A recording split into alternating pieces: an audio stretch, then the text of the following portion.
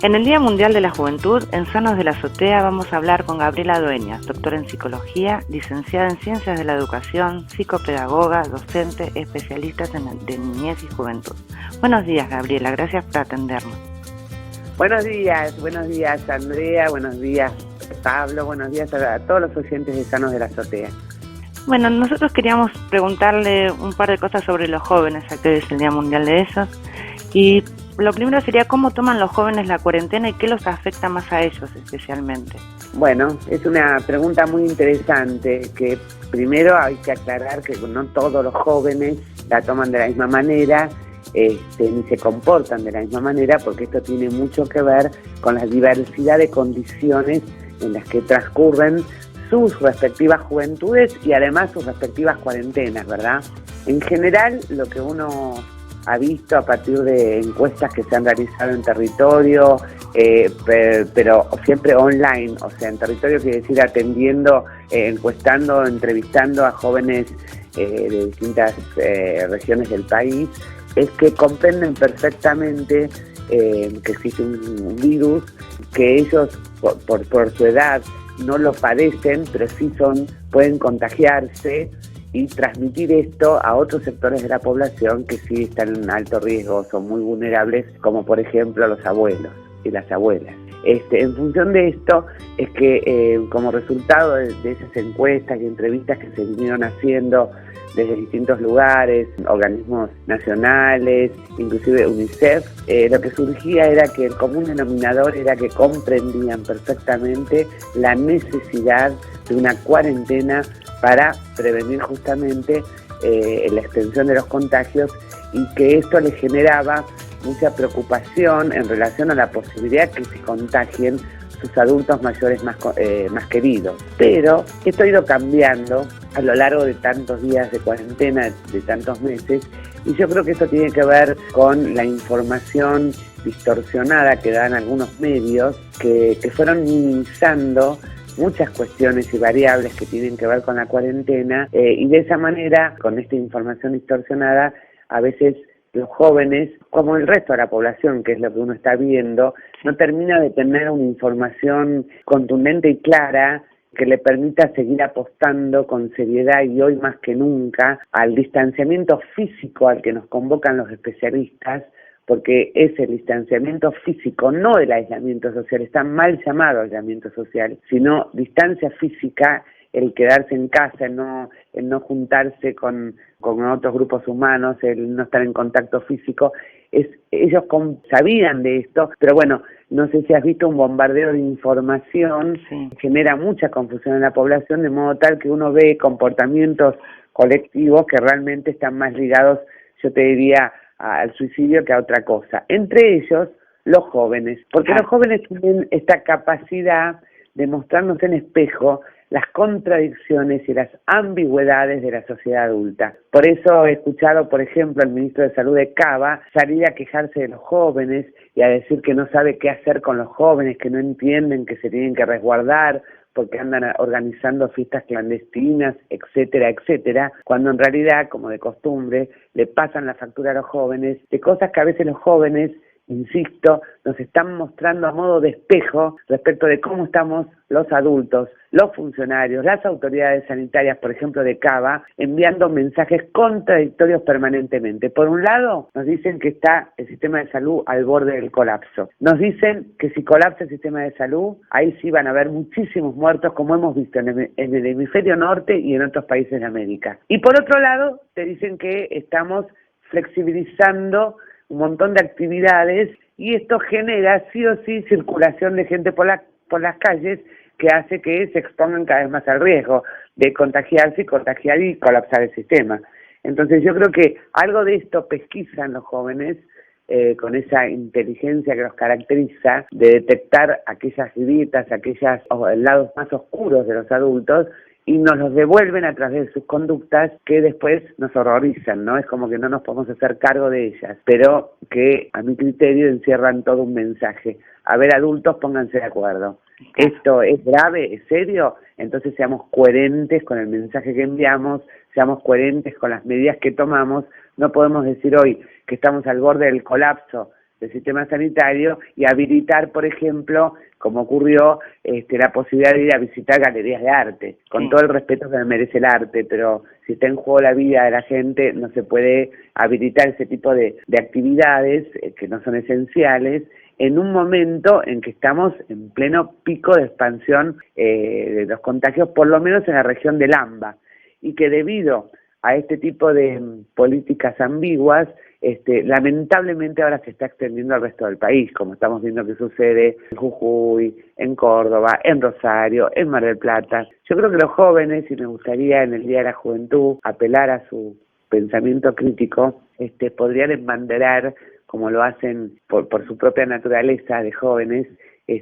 una especie de campaña confrontativa con los adultos anticuarentenas, los que lo dicen y los que lo practican anticuarentena, y bueno, y hacer esas campañas que ellos saben muy bien hacer a través de los medios sociales para mostrarle a los viejos y a las viejas que se están equivocando y mal. Sí, ¿y cómo se potencia a los jóvenes en su desarrollo en este momento? Bueno, los jóvenes se potencian mucho a partir de la interacción que tienen entre ellos. O sea, es que para los jóvenes primero está el nosotros y después está el yo, ¿no? Para el joven primero está el grupo de pares, el grupo, y en función del grupo y recién luego el individuo, ¿no es cierto? El sujeto, el individuo. Este tránsito por esta etapa de la vida es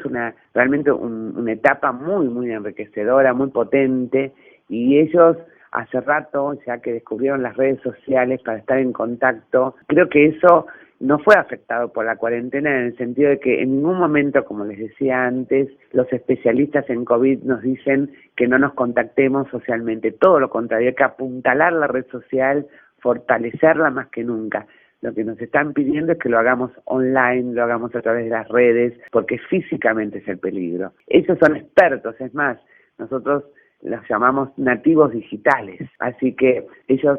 a través de sus redes sociales creo que pueden poner en común una serie de inquietudes que tienen, como por ejemplo esto que hace a las contradicciones, ¿no?, en relación a las normativas que salen para cuidarnos de los contagios, y bueno, las visibilizan como es su estilo, ¿no? Por otro lado, me parece que están haciendo uso de las redes para poder seguir estudiando, aquellos que tienen acceso a las redes, ¿no? Porque también hay que referirse a grandes sectores de la población que lamentablemente, y a partir de la gestión del gobierno anterior a nivel nacional que desmanteló el Plan Conectar Igualdad, lamentablemente hay muchos chicos y chicas que no tienen acceso a dispositivos para continuar educándose. Está haciendo lo que se puede, teniendo en cuenta que, bueno, que a veces nos olvidamos de recordar que no hace mucho tiempo, de esto hace 8 meses apenas, no sé si llegamos, que asumió este gobierno y se encontró con una tierra arrasada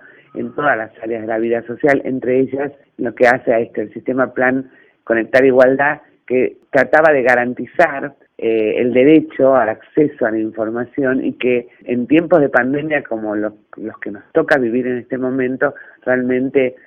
hubiese sido maravilloso que todos pudieran contar con acceso a las plataformas educativas. De todos modos, tienen alguna accesibilidad a través de las pantallas, en los canales de la TV pública, Canal Encuentro, y en la medida de las posibilidades, y en algunos lugares del país donde la cuarentena está en fases más habilitadas, o sea, donde tienen menos cantidad de casos de COVID, también tienen la posibilidad de recibir material en formato papel, cuando se acercan por ejemplo, a buscar sus raciones de comida, porque también recordemos que el gobierno anterior dejó a más del 50% de nuestros niños y jóvenes por debajo del nivel de pobreza, situación que obviamente la agravó la pandemia, no la cuarentena, generando una crisis económico-social mundial, pero que sobre tierra arrasada, que fue lo que nos sucedió a nosotros, obviamente la profundizó, ¿no? Y queríamos ver si nos podría contar un poquito lo que estuvo trabajando en el sur del país con el tema del suicidio. Sí, mira, este tema tiene que ver con la angustia de sentirse, de no percibir un sentido a la vida, o bien también puede estar ligado a la falta de sentimiento de pertenencia a un nosotros, como te decía antes, que es fundamental en esta etapa de la vida, ¿no? De ahí que los jóvenes, a través de sus redes, pueden ser sumamente actores, promotores de salud, pueden detectar situaciones de riesgo para aquellos que en tiempos de cuarentena se sientan muy angustiados o tristes. Al respecto, yo una de las cosas que les digo siempre es que hay una tendencia a patologizar estos sentimientos como el miedo, la angustia, la tristeza, que son propios de esta cuarentena que nos vino a cambiar la vida, que nos dio vuelta al mundo, y por supuesto generan estos sentimientos, pero lo importante es que se entienda es que estos sentimientos son transitorios y son saludables, porque efectivamente hubieron cambios y efectivamente hay un microbio que está generando contagios y poniendo en riesgo el sistema de salud. El no percibir esto y sentir miedo, esto es enfermo. Sentir miedo, tristeza y angustia por haber perdido la posibilidad de haber llevado adelante los planes que se tenían previstos para este año, la posibilidad de encontrarse físicamente y cara a cara con los otros, las amigas, los amigos. Esto obviamente genera tristeza y una serie de sentimientos que son sanos porque responden a lo que se llama en psicología principio de realidad. Ahora bien, uno nota cómo desde algunos medios y desde la oposición al actual gobierno se intenta usar como bandera para flexibilizar la cuarentena el tema de la salud mental, y para eso no dudan en apelar a transformar estos sentimientos y emociones en patologías. Entonces hablan de depresión, cuando en realidad es tristeza, hablan de ataques de pánico, cuando en realidad por ahí es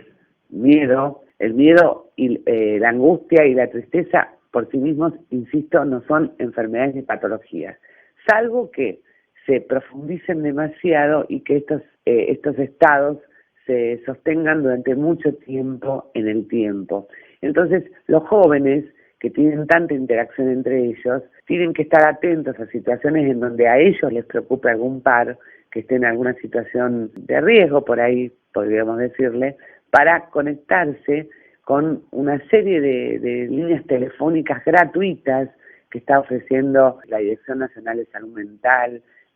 la Subsecretaría de Salud Mental de la Provincia de Buenos Aires, un montón de organizaciones de la sociedad civil que también de salud mental ofrecen contención y acompañamiento online de forma gratuita,